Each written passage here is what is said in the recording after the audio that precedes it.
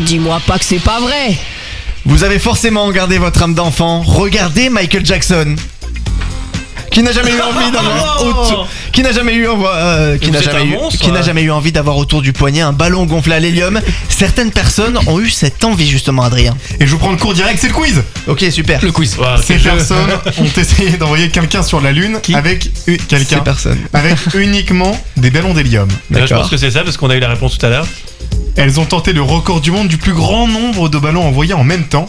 Ouais. Elles ont essayé de faire comme dans le film Là-haut et ça n'a pas fonctionné. Ah, ça y a moyen. Tous les employés d'une société ont attaché leur patron à des ballons d'hélium pendant qu'il dormait, il est mort. Non, c'est pas celle-là parce qu'on rigole pas d'abord. Non, D'abord, c'est pas gentil. C'est la Je suis 3. pas sûr. C'est la 3. Écoutez, je vais pas vous dire Parce que je ne sais pas. Tout est vrai. Tout est vrai. Ou pas. Non. Découvrez-le avec moi les petits loulous. Je suis mal à l'aise. Nous sommes en 1986 à Cleveland, une ville connue pour son basketteur de légende LeBron James, deuxième meilleur joueur de l'histoire. Faux. À cette époque-là, alors faut pas trop dire ça en ce moment.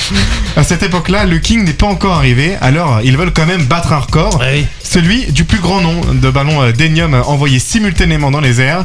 Oui, le suspense n'aura pas été super long pour que vous ayez la réponse. Pourri d'ailleurs. Je fais ce que je veux, c'est moi qui décide, de toute façon c'est ma chronique. Comme vous pouvez le comprendre, Adrien est défoncé à l'hélium lui aussi. À l'énium. À l'énium. À l'hélium. L'hélium. À l'hélium. Hélium. Vous dites hélium depuis tout à l'heure. Non, je dis hélium. L'histoire s'arrête là. Non, petit lapin, sinon c'est juste une page dans le Guinness Book. Je vous nettoie. Et on s'en fout un peu. On est quand même dans la crème de la crème des histoires rocambolesques. L'United Way of America organise l'événement qui doit être une opération publicitaire de collecte de fonds. Il y a de meilleures idées, franchement. 1,5 million de ballons sont lâchés dans les airs. Record absolu, ok, la ville est aux anges. C'est une consécration. On va parler dans le monde entier. Dans le monde entier.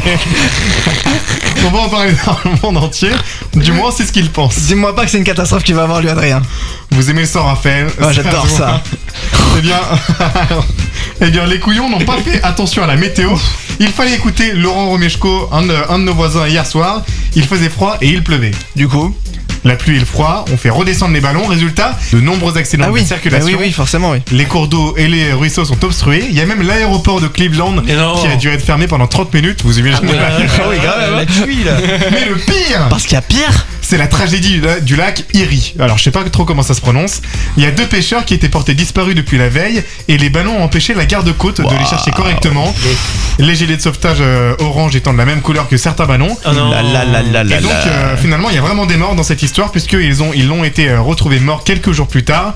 Un événement qui aura au final plus coûté que réellement rapporté parce qu'on le rappelle que c'était censé être une publicité à l'origine. Oh, quelle horreur. Oh là là, mais c'est horrible. Moi, j'aime pas les histoires tristes. Mais il y a eu plein de ballons partout après. Ah, c'est trop bien. Ah, dis-moi pas que c'est pas vrai.